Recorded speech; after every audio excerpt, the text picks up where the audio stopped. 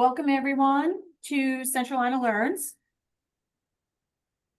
I'm glad that you were able to take the time to join us today. We still have some more people coming in to join us, so we'll give it a minute. And please know that this is being recorded and that we will be able to share that recording with you after the session. So, Annalou, are you sharing slides right now?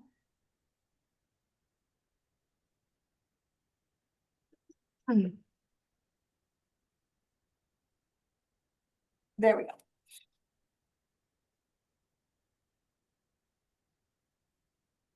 So as you're coming into the session, if you could add your name and organization in the chat, that would be great. That helps us keep track of who's here. If you could do that, that would be great while we are getting started.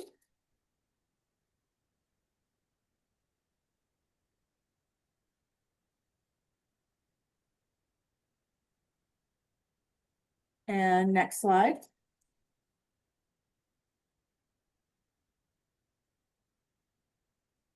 So for this session, as I said, it's going to be recorded. It'll be available afterwards. I think you're in for a real treat about how we work together in our communities and in our professions and in our personal lives to ensure digital readiness for our families and our communities.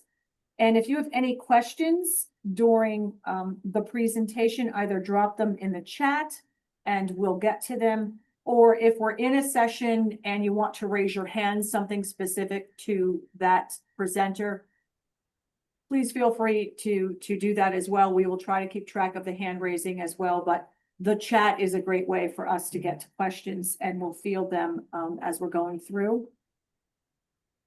We're going to talk about digital opportunities in the community, emergency alerts, digital skills. We'll have some time for Q&A and a wrap up.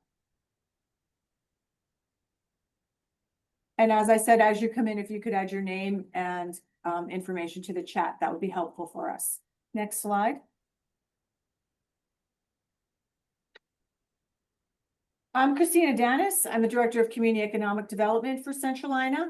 And Annalou, I'm joined by Annalou Wilson. She is the CED and Economic Development Coordinator, and our slides are advancing on their own. So we're going to call them back. We'll take off the advancer. We're excited to have a statewide audience today to learn about this important topic on digital opportunities and readiness. Centralina is a member organization for local governments within the 9 counties that make up the greater Charlotte region. We offer a neutral platform for local governments that have chosen to come together and collaborate on shared topics, such as this topic. Our mission is to lead regional collaboration and spark local action to expand opportunity and improve the quality of life. We focus on helping people better understand the issues that matter and provide clear, practical steps they can take to make a difference. And I hope that's your experience from today. Centralina Learns is a professional development resource to enhance our knowledge and skills on important issues and opportunities for peer learning. So welcome to this peer learning journey, and I hope that it's very beneficial for you today. Next slide.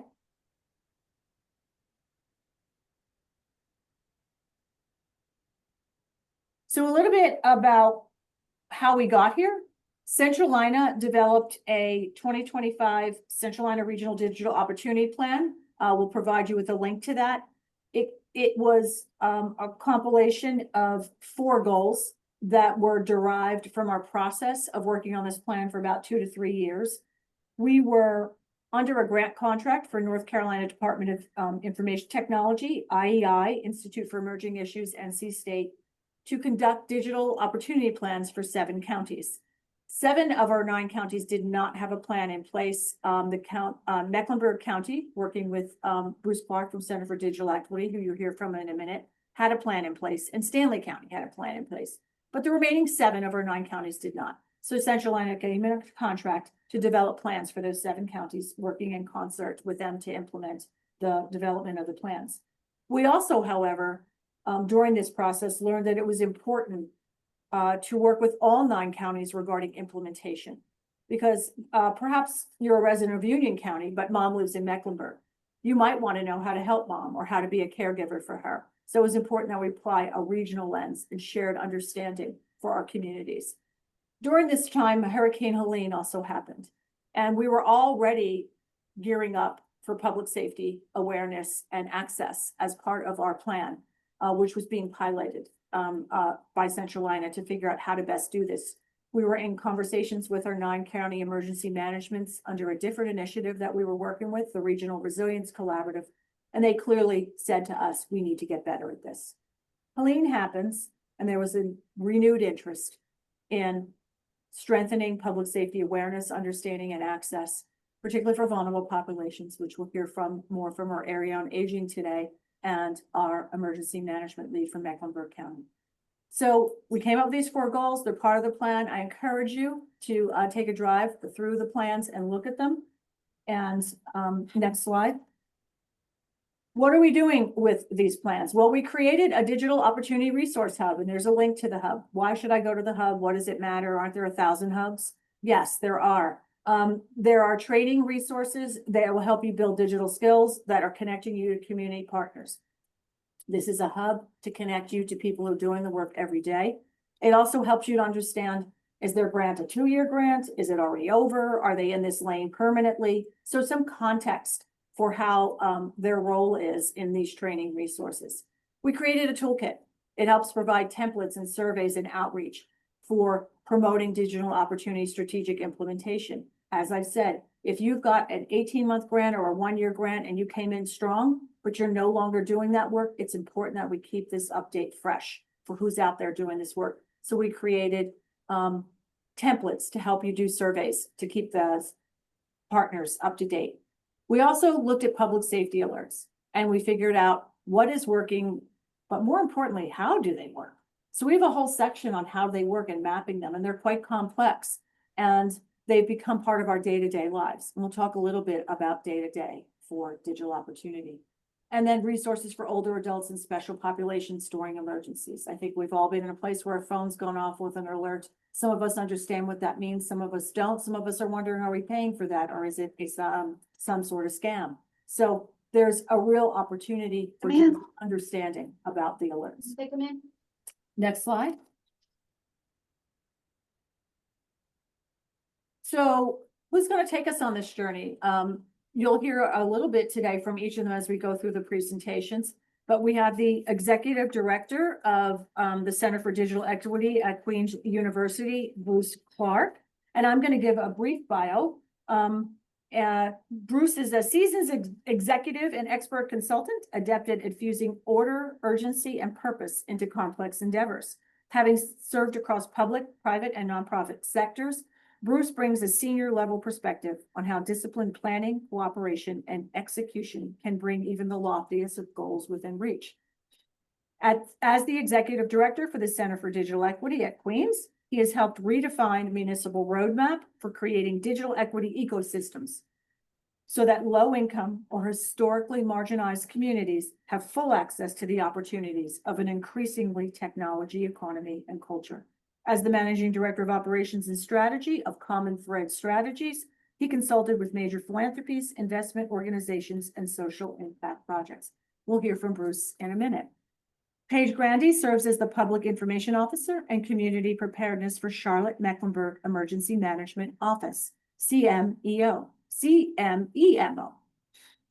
In her role, she oversees the Community Emergency Response Team, CERT, C-E-R-T, and manages public information efforts to keep residents informed before, during, and after emergencies.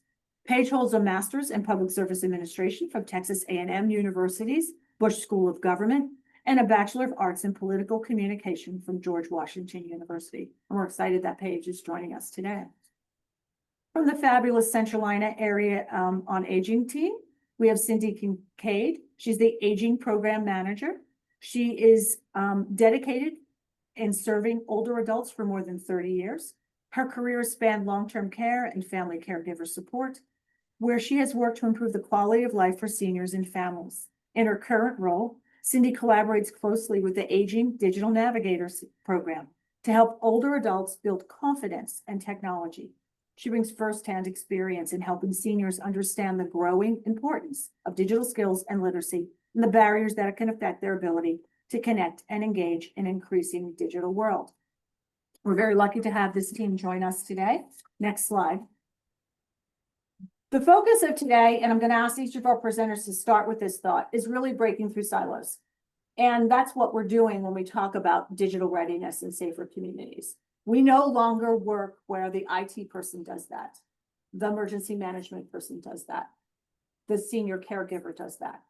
We are all interconnected, and we must break through those silos in our profession, whether our journey started in the last year or 30 years ago. They're all interconnected now, and embedding that into day-to-day communications and operations is what we all face day-to-day. So I hope today that you take away some tidbits and opportunities and resources from this that will help you. Next slide. I'm going to turn it over to Bruce Clark from the Center for Digital Equity to take us through his presentation. Thanks for joining us, Bruce. Thank you, and good afternoon, everybody. One, just quick audio check, a thumbs up, y'all can hear me. That's good. I'm at a conference up here in Washington, D.C., so I stepped out on the hallway and apologize in advance if there's any background noise, but hopefully everybody's back in the session so we can get to it. So, you know, I think throughout the few minutes I have here will be elements of the sort of breaking down of the silos and maybe taking it a step further of how do we actually interconnect the elements of an ecosystem once those silos are broken down, because it's one thing to, you know, break down a silo, but, you know, so what's next, right? And the connection there. I want to set the stage here that, you know, and I think amongst like-minded folks, this is no surprise that digital readiness is safety readiness, and every alert, resource, and recovery effort now depends on digital access and confidence. Our work is about ensuring residents can participate safely and fully in that digital world. Here on this slide, you'll see a little bit sort of grounding who we are and the work we do, our mission, vision, and values. I think of all of, obviously y'all can read, so I won't read these directly to you, but I'm going to focus on the value of transparency and innovation. I think something that we're living here is both of those values and sharing openly about our experience and how we're doing that work, but also the innovation that comes from conversations like this and how we can do things better. Next slide. This slide is, my notes say establish credibility. So that's what we're doing with this slide here, showcasing the kind of work that we do in building digital equity and digital opportunity ecosystems across North Carolina, with a primary focus here in the 4 or 5 counties that sort of overlay on the Centralina region, engaging through over 100+ partnerships that we've co-created in the last year. These are numbers from our annual reports. These are 1 year, our last year work here. You're seeing the distribution, the equipping of devices. But these numbers really represent people, our neighbors, who are now better equipped to receive alerts, manage their health online, or help others do the same. Next slide.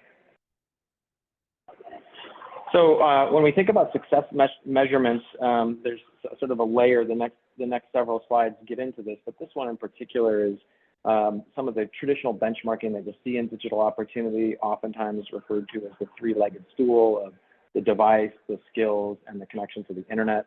And this really looks at data out of the American Community Survey or census data to help establish some of these baselines.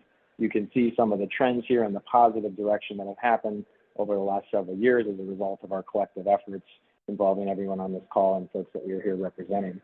The other bit that I think is critical here is that localized data helps target preparedness efforts, right? We need to ensure that the most vulnerable are reached, and we can't do that unless we know who they are and where they are and have the data to prove that. But these measures are just sort of the bits and bytes, and they can tell us a little bit, but we also have to think about this as an ecology of resources and tools that come together, getting at the theme of breaking down silos. So next slide. This next slide, as it comes up, is part of the way we think about a digital opportunity ecosystem. At the center, in the middle there, you'll see residents, the surrounding layers of our data advocacy and adoption.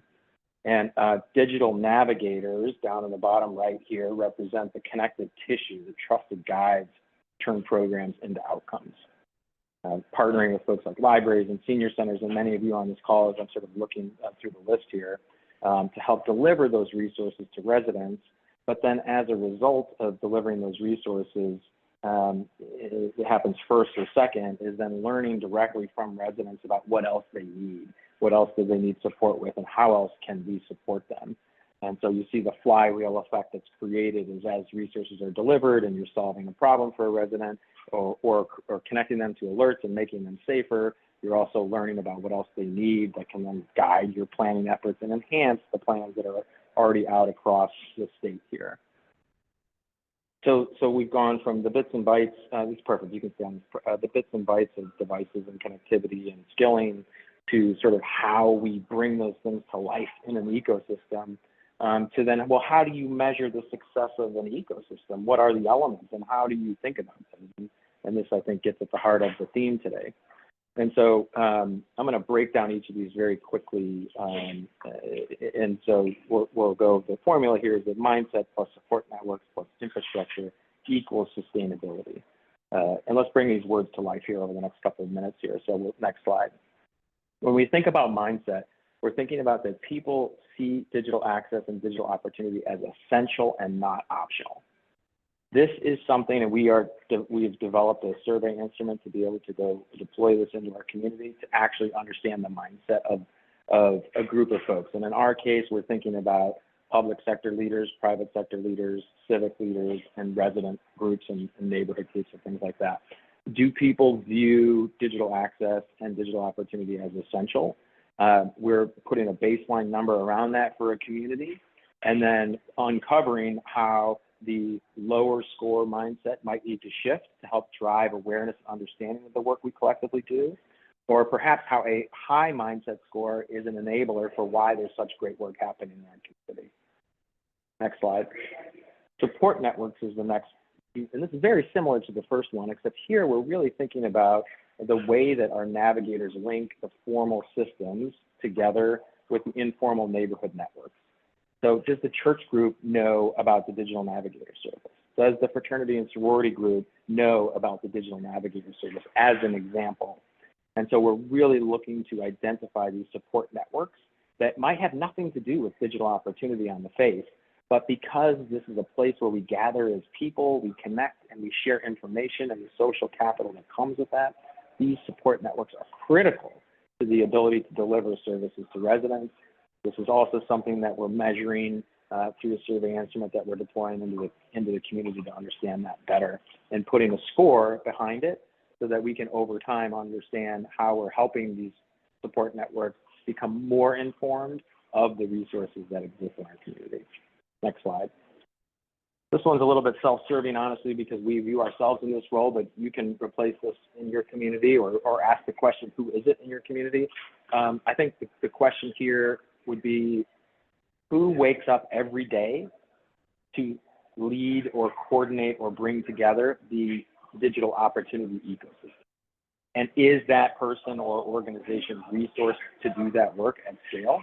And that's a really critical component of this work. For us, we view that as our function. The back office administration is required to bring these investments in this work to life. Getting a little noisy here, so if it's too much for you, let me know, and I'll play quicker.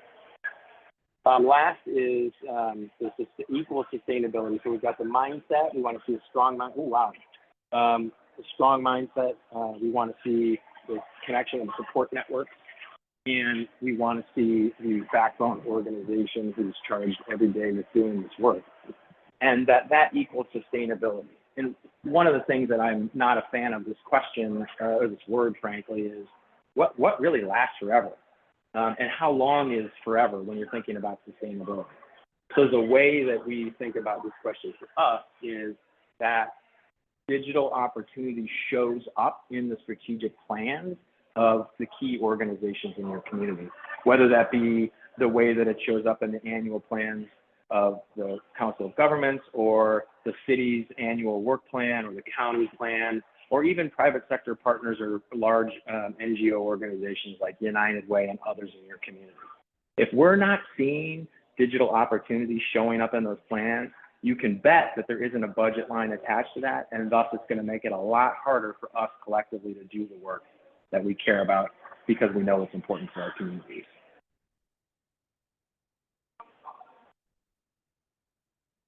So I'm going to close here and connect back to some public safety examples that I think are really important, and you'll probably hear more about this in the other session, so maybe this is a tee up here, but you know, digital navigators are playing a critical role across our state, in particular helping seniors sign up for emergency text alerts, understanding what's a real alert and what's a scam, very critical things that we need to do across our community.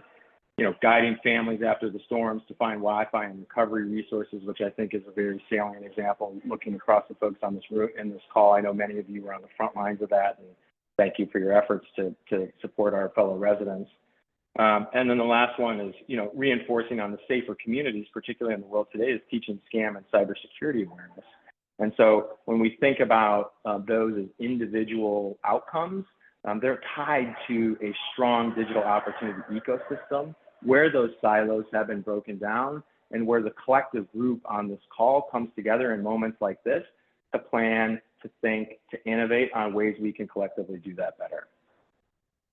So with that, I welcome any questions that you have. I know we'll probably do some questions at the end. I'm going to try to stay on for a few more minutes here before I have to jump back into my sessions, but I appreciate the opportunity to share with you and welcome any questions. Thanks, Bruce. Thanks so much. I love that you made all those connections and embed it into the processes. Our funding, even without funding, a lot of this work does not move on. And that it varies. Is it your capital plan? Is it a strategic plan? Is it recognizing it as part of the day-to-day embeddedness of your business model? So thank you so much. I don't see anything right in the chat right now, but if anybody does have a question, Bruce, and you have to drop off, we'll make sure we get it to you if we aren't able to answer it as part of this. And thanks for taking your time to share the conference with your conference time with us today. So I'm going to bring up Paige Grandy to talk about the Charmec Emergency Management Office experience. Thanks so much. Yes, yay. Thanks so much for having me. I really appreciate it. And so my name is Paige Grandy. I am the Public Information Officer for Charlotte-Mecklenburg Emergency Management. And we're going to talk through briefly today a little bit about emergency management, about digital equity, and then talk through the emergency alerts programs, and then how this kind of impacts the rest of the work that y'all do here. Next slide, please. Thank you. So Charlotte-Mecklenburg Emergency Management, we have an all hazards approach, which essentially means that our office is tasked with preparing for, recovering from, and mitigating lots of different threats here in Mecklenburg County. And so we think about, we just went through our hazard mitigation update, and I know that Christina and the Centralina team was part of that as well. And many of you others were probably part of that process as well, about what does it look like to mitigate and to limit the impacts of the next storm, of the next event. Again, talk about preparedness, and was actually at a school safety preparedness fair last night, talking with Charlotte-Mecklenburg schools and parents about what does it look like to have plans in place in your home and in your at your schools on how we kind of build a safer community for, again, whether it be storms, natural disasters, or man-made disasters. Next slide, please. So talking about digital accessibility, and I think it's important to note that digital accessibility in general is part of emergency management, that our responsibility is to care for the whole of our community. And so this is, neighbors that have access and functional needs that need to be supported, whether this is, making sure that our shelters are ADA accessible, making sure that our information is available in different forms and different mediums is important. And so accessibility is really part of what we strive to do in emergency management. And again, with thinking about digital accessibility in particular, thinking about information sharing and ensuring that people have access to emergency alerts and other information, ensuring that they have the information at the right time so they can make the right decision. It's kind of a phrase we use a lot in thinking about, especially with alerts, of making sure that people have that information so that they can make the right decision, whether that's, hey, there's a storm coming, I should, start evacuating my house based on, I know that the creek in my backyard is going to flood, or, hey, it's going to be a windstorm. And so I should take in my patio furniture or make sure my pets are inside or things like that. And again, just empowering residents with the information that they need to protect themselves and their families. Next slide, please.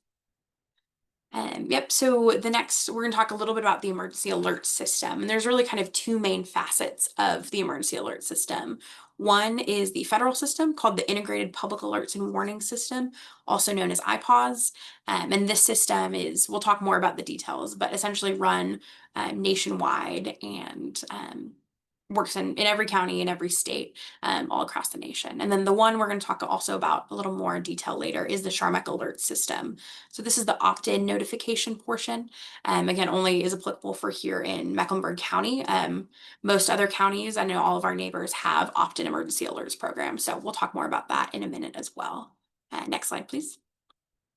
So going back to the Integrated Public Alerts and Warning System, again, that national system, you all probably or should have received different types of alerts. We'll go through the different types and talk about how accessibility is really baked into each of them and is part of what the emergency alert system does and who it works for. And so the EAS system, it goes on radios and TVs. You've probably heard this before. You're driving in your car, listening to the radio, and all of a sudden you hear the blare, the big noise, and then has a automatic message from typically the National Weather Service or another agency that says, it might be something about a tornado warning coming your way, and so seek shelter or things like that. It also goes on your TV, and so this would also be with, typically with severe weather, but we have the ability to send it for other types of alerts as well.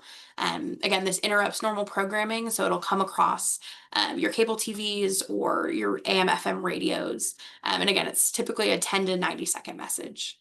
The next part is the wireless emergency alert system that goes to cell phones. You've probably seen these before. This is your Amber Alerts, your other emergency alerts that come across, whether it be from National Weather Service or North Carolina Highway Patrol or from our office. And these you'll feel a vibration, a sound, and get a notification on your phone. You don't need to opt in. You don't need to sign up. You don't have to pay for anything. It's just part of basically an agreement with the Integrated Public Alerts and Warning System and your cell phone provider. And so there's two different options here. That smartphones can receive 360 characters and other phones can receive 180 characters. And so this is really, I think, where digital accessibility comes in, and that there's redundancies in place to ensure that we meet the needs of all residents, regardless of different types of technology. And so smartphones will send out an alert that has, almost double the character count, or has double the character count, can have more information, can include, a web link or something else to send people to receive more information. And this is typically what we aim for, right? Give the most amount of information we can and have a way for folks to be able to get more updates and other things like that. And then again, with your old school cell phones or flip phones or other things like that, can also receive emergency alerts. And so again, no matter the technology that you have in your pocket, you'll be able to receive emergency alerts. And the third leg of the federal emergency alert system is the National Weather Service, the NOAA weather radio. Again, there's a couple of different channels based on where you are, stations based on where you are. And again, it has weather updates, and the alerts that go out interrupt normal programming as well, just like the EAS system. So a little bit about the federal system. And again, really each of these, we view these kind of redundancies of each other. And so ensuring that, if someone has a cell phone, they can receive a wireless emergency alert, or maybe people don't have a cell phone and so they have a radio, and so it can go across there. Or maybe they've got, other means. And so ensuring that we have the ability to get information regardless of the technology available. You can go to the next slide, please. So then this is our opt-in system, again, CHARMAC Alert. So this system is specific for Mecklenburg County, but all of our neighbors have opt-in systems as well. Here in Mecklenburg County, we have about 600,000 subscribers, a lot of businesses as well that have subscribed. And this is a good way to receive multiple types of alerts. So again, this is the one that you have to sign up for. But the thing I like about it is that the other alerts that we talked about are geolocated. So if you're, out and about, you're driving through Lincoln County and something happens in Lincoln County, of whether it be a storm, you'll receive the alert for the location that you're in, which is a great safety metric. But CHARMAC alerts can send alerts to places that you frequent, whether that be you live in Gaston County, but you work in Uptown Charlotte, you'll be able to receive information from locations in Charlotte. They'll also send you an email. And so this is a great way, especially if you've got other folks in your life that live in Mecklenburg County that you may be a caretaker for, or places that you frequent. Signing up to know what's happening in their area ensures that you have the ability to also give them that information as well. You can go to the next slide.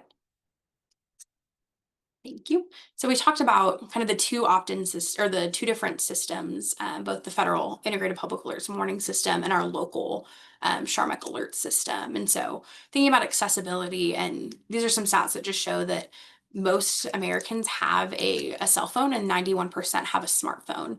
And so having the redundancies in place to ensure that we try our best to reach all residents in a time of emergency. Again, 82% have listened to an AM FM radio at least once a week. And so ensuring that folks, who may not listen to the radio frequently, but have a radio as a backup is important to ensure that, again, we have redundancy to receive alerts during emergencies. You can go to the next slide. Thank you. And so talking about digital redundancies, I'll go on a tangent here, but I promise we'll get back. I think especially with digital accessibility, it's important to have backups to your backups. And so again, we talked through all of the different ways to receive alerts. And so it's important to have different methods to be able to receive alerts, whether it's your cell phone and your radio and having cable TV or other things like that, ensuring that you do have redundancies in place to receive safety information during emergencies. And so during Hurricane Helene out in Western North Carolina, 54% of cell service was out across 21 counties. Again, all the counties to our west in Western North Carolina. And so this shows that, again, very spotty coverage. I know that there was some counties that had 100% cell service out. And so we can have all these great plans and about how access to the internet and access to cell phones and all of that is great. Don't get me wrong, but ensuring that we have redundancies in place to be able to connect with each other and communicate when those fail. And so again, have plans in place for what your digital redundancies look like if the internet was to go out, if self-service was to go out. And again, we have plans in place with public safety organizations to go through, door knocking, going door to door, checking and making sure that residents get the help that they need during emergencies. But also this lies at the community level. It's not just something that you can expect, fire to do or police to do or medic or whomever. Again, that's their job. They will do it, but it's ensuring that we have the ability to check in on our neighbors and our community members, that we know that if there's older adult that lives down the street who may need some help evacuating, ensuring that we know our neighbors and have the ability to check in on them during an emergency is very important. So especially if you're a caregiver, again, just having different multiple ways to communicate and connect, especially if the internet or other technology that we rely on goes out. So you can go to the next slide, please. Talking about the future of digital accessibility and emergency alerts. Again, we kind of talked about where we're at, the need for redundancies in place, and talking about the future. Something we're working on, or that is being talked about widely amongst emergency management, is having multilingual alerting. And so the public alert system right now only can translate messages into English and Spanish. And again, we have over 206 million Americans that speak a language other than English at home. And so it's another type of accessibility we think about, is how do we make sure that we get information in ways that people can understand.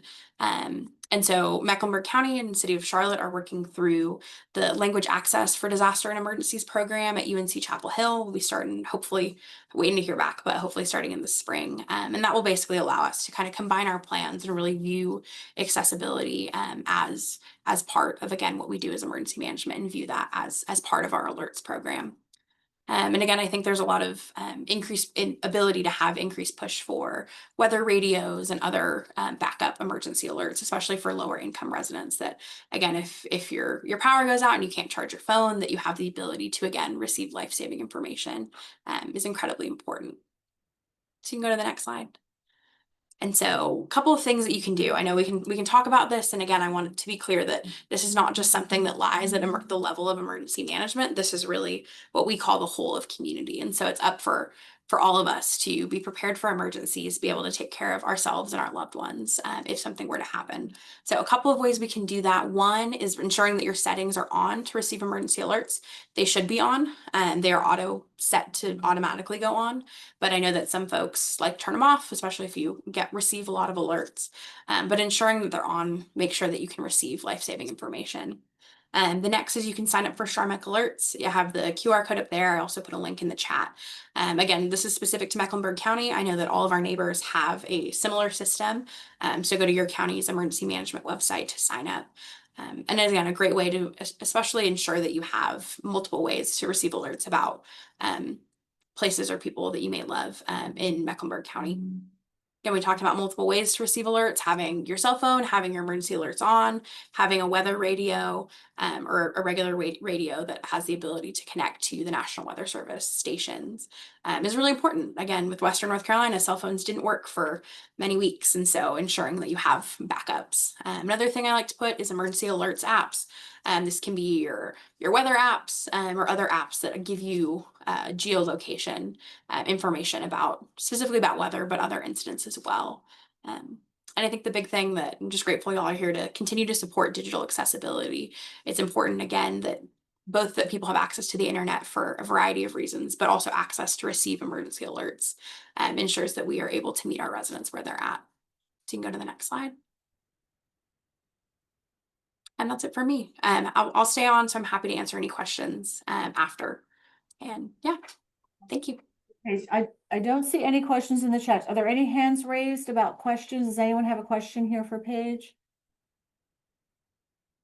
So my takeaway is no landlines. So we are not really working with landlines as an mechanism. So if you are working or dealing with a care provider who's a landline only, that needs to be addressed for this situation. And if you're looking for a great holiday gift item, a battery powered NOAA weather radio would be really helpful to give out. It may not have, maybe put a chocolate with it or something like that to add some spice to it. But that is a really valuable Christmas item for Great stocking stuffer. Next up, we have Cindy Kincaid from the Centralina Area Agency on Aging to talk about how this relates to caregivers and our aging and vulnerable population. Thanks, Cindy. Thank you so much for including me in this. And like Christina said, I'm Cindy Kincaid. I work at Centralina in the Area Agency on Aging department and primarily with family caregivers. And so we have spent at least the last 2 years both working with Christina and with Bruce around digital skills and digital navigation, and I'll talk a little bit more about that. But in working with the senior population in general, what we see is a very significant kind of digital divide.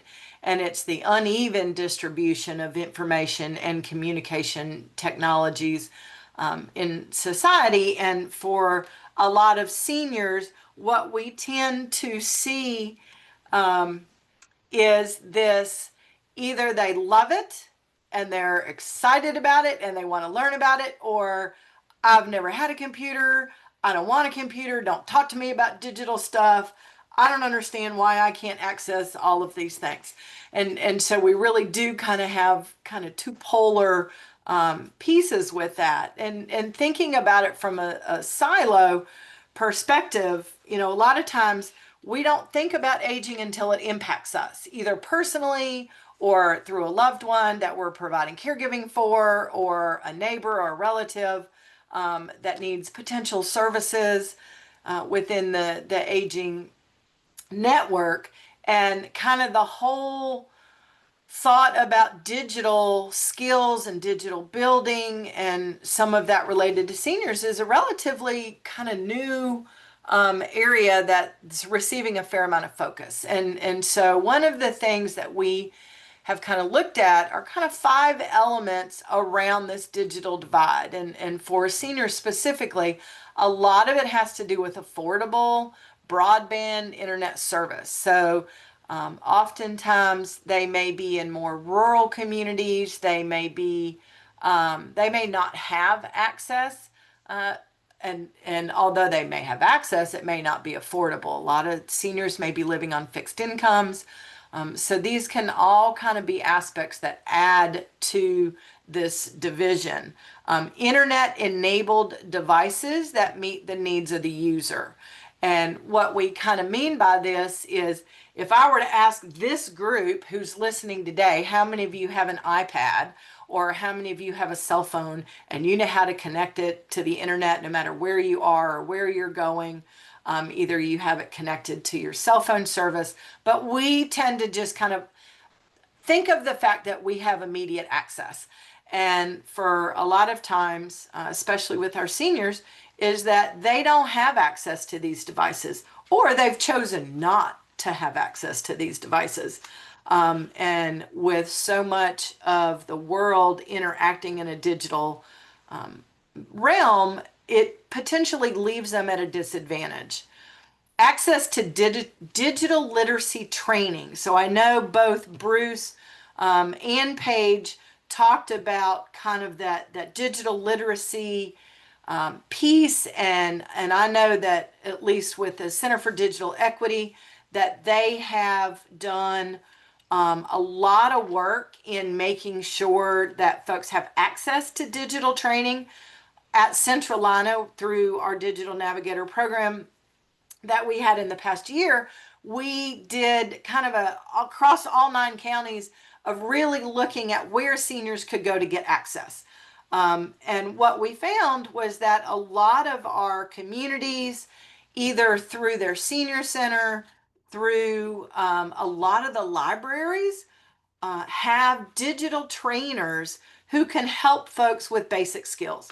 And for seniors, you know, it's not always that I need this long, complicated skill. I need you to show me how to send an email to my daughter, or how to FaceTime with my grandchildren. Sometimes it's very basic things, doesn't have to be long, complicated, or challenging. Making sure that we have quality technical support.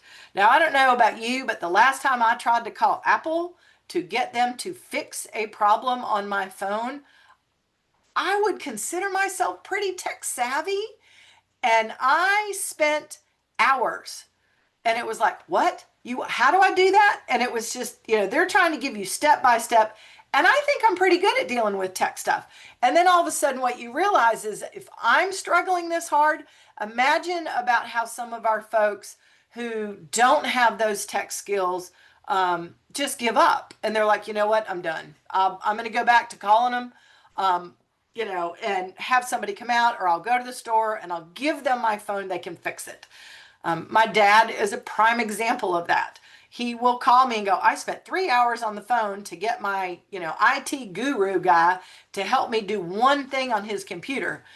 Advantage I have is I appreciate that he has an IT guy and he's not calling me to be his IT guy. And then lastly is kind of the applications and the online content designated to enable and encourage self-sufficiency, participation, and collaboration. And for kind of our senior population, where we're seeing this the most is around healthcare. And if you've recently had to go into the hospital, or if you've even had to go to your doctor's office, how many times do you get a text message that says, please register for your appointment online? Or you have new test results in your portal. Or if you want to talk to the doctor, send them a message through the portal, which is great for those of us that have the ability, the skills, and the support to be able to do this. But for a lot of our senior populations, they don't understand it. It doesn't make sense to them. They're not interested in it. And it potentially isolates them from a segment of access to information, that there's kind of this underlying expectation that everybody's embracing. And I think that that is unfortunately not always the case with some of the seniors in the senior populations, especially those that may fall into your lower income, more rural segment of seniors. Don't get me wrong, there's a whole group of them out there that are way more tech savvy than the rest of us. But that is not typically the norm. Next slide.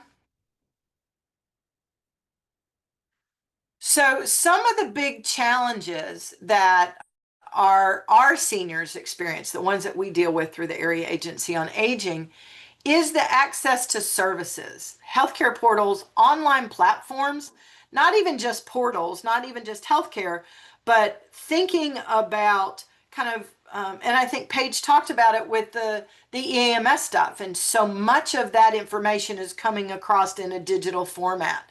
And if I don't have the apps on my phone, if I don't have the tools available to me, then I miss a whole section of information that is trying to be pushed out for our health and for our well-being that I may need. Understanding the technology or the unwillingness to understand the technology. So sometimes it's not that I'm not capable, it's I don't want to learn it. I don't want to do it. I don't want to have to sign in to my doctor's office online. I just want the lady to call me on the phone and say, don't forget you have an appointment tomorrow.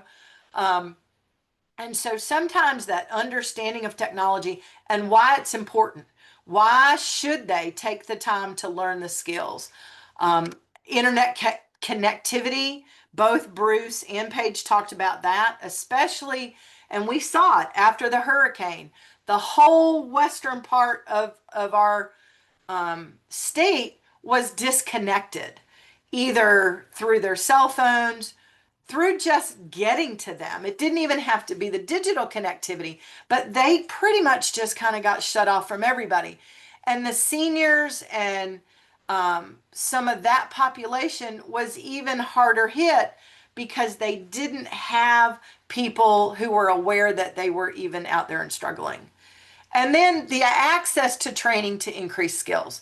And so for a lot of our senior centers, our churches, our libraries have these skills available, but do people know about it? And so we work really hard to make sure that seniors who are interested know where to go to get these skills and have the ability to learn when they want to. Next slide. So Bruce mentioned it a little bit earlier about digital navigators, and there are digital navigators throughout the community. In our aging world, we have worked very hard to make sure that our seniors have access to a digital navigator. And a lot of us just kind of go, oh, that's the person who pulls all these pieces together. Well, they actually can do a lot more than that. They can provide ongoing support and coaching. They can offer timely and relevant support, but you've got to be willing to reach out for it. They can leverage community members as navigators, so you don't have to be hired as a digital navigator. If you're good at digital skills and you have an interest in being a volunteer and wanting to give back, go teach a digital skills class at the senior center for the seniors themselves. I was at a training the other day and actually had one of the ladies in the back who said, every time they set up a computer class, it seems to get canceled. And she was very interested in learning, but was struggling to find the means to learn the skills. And so part of what your digital navigator can do can be to help pull those pieces together for folks. Prioritizing trainings and offerings and exploring the community digital skill needs. So part of the role of the digital navigator is to know what each community has, what my community has, what my community may be lacking, and I can reach across the border. I can reach outside of my silo, and I can reach over to the CDE and say, hey, I know this person needs this resource. Can you help us get there? And so there's all kinds of ways that a digital navigator can be engaged and involved in your community. And if you have seniors who are looking to find their digital navigators, please feel free to let us know, to let Bruce know at the CDE. They certainly can put folks in touch. And we were working through a grant with the state over the past year or so to put digital navigators in all 100 counties and making sure that every community has access to this type of service. Next slide. And then one of the platforms that we use, and it is free and available to seniors, pretty much anybody, but it was designed for seniors in North Carolina, is a platform called Get Set Up. And one of the pieces that can occur when seniors don't have digital access, don't have the capacity or the interest in getting out, being around, is really struggling with the loneliness and the connectedness that may come from the isolation. And so this is an online learning platform that we work really hard to ensure our seniors know that it's available, understand how to sign up for it and how it works. And what this is it is hundreds of videos, oftentimes live videos, sometimes pre-recorded videos on pretty much anything you can think of. And so as a senior who might sign up for this, I can do a live class with other people who might be interested in learning about how to grow roses. Kind of a very nondescript thing, but it gives me interaction. So it gives me the connectedness through the digital capacity. It gives me live people to talk to. I might want to do learning. So maybe I want to take a fitness and a wellness class. And so I can sign up for the class. I can sit at my house and I can participate.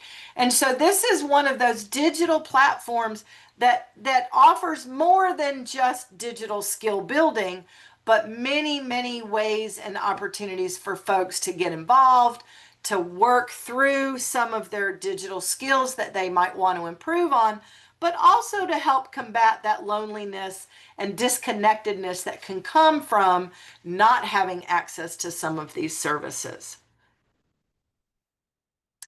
Next slide.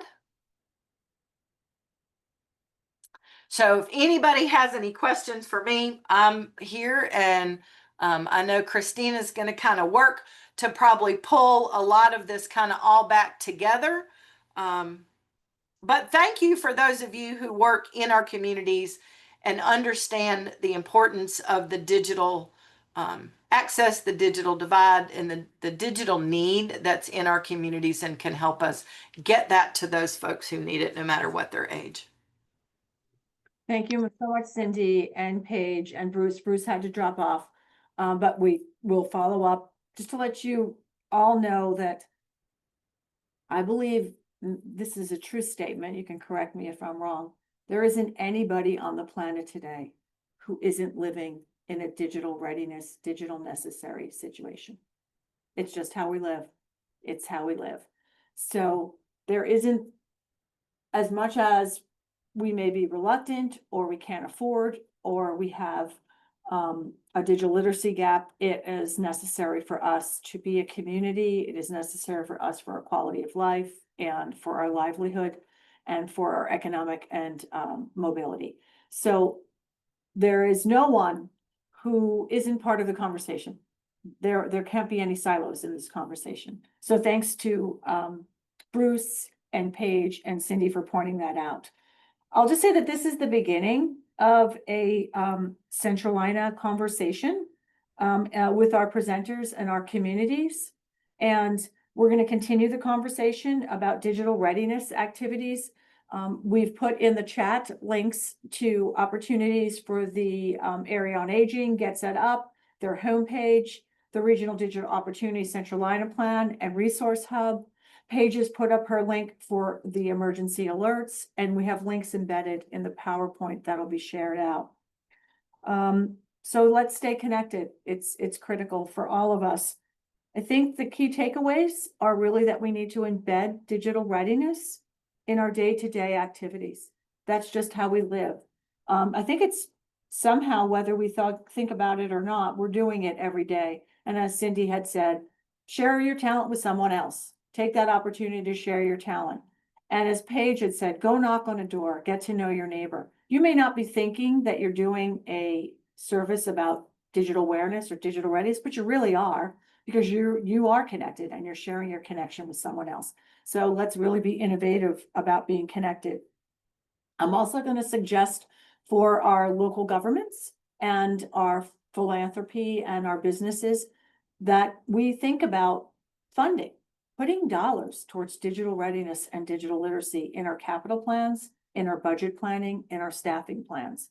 That is something that I guess it's convenient when you're doing a budget to think, oh, it's all built in there. It's in the sauce. It's already there. You don't have to have a special line item or budget for that, or a component of someone's job, but it really needs to be embedded with funding and job descriptions and responsibilities. And it's changing so much. Whatever we're talking about today is already evolving behind us and changing. So having someone who is keeping up on the forefront of what's going on. And a lot of that work is happening at Queen's University with the Center for Digital Equity. We have Don had put a question in, consider developing a session on trust building and self-sufficiency building. Well, that's a great idea, Don. That's something that that is part of how we're going to get there, correct? So yes, we'll definitely take that into consideration. Leading to that, this is not the end all of our Centralina Learns on this. This is just the beginning. So Cindy and Paige are going to connect on a caregivers, public safety alerts awareness that's going on. We're going to continue to connect with Bruce for opportunities for our digital opportunity plans and for digital navigators. And so we want to keep you all as part of the conversation. So thanks for joining us today. I want to let you know that we're going to get the presentation to you in the PowerPoint. It'll be available also on our website and our YouTube channel as part of the Centralina Learns offering. We also are looking ahead on October 30th. We have a Brownfield Summit that's coming up. It is a half-day immersive workshop, which focuses on opportunities for redeveloping vacant and underutilized properties affected by the presence of hazardous substances. I'll offer up, perhaps there's an opportunity where you could have a regional digital hub at one of the brownfield sites that may be existing in your community, or considering that site, when it redevelops, serve as a regional digital hub. There's ways that we can embed this in all of the practices that we do. So thanks so much for joining. We appreciate you sharing your time and talent with us today, to all our presenters, and to Anna Lou, who's been keeping us on track with the recording and the slideshow. Please feel free to reach out with any questions that you think of after either of our team or the presenters today. Thank you so much, everybody. Have a great day.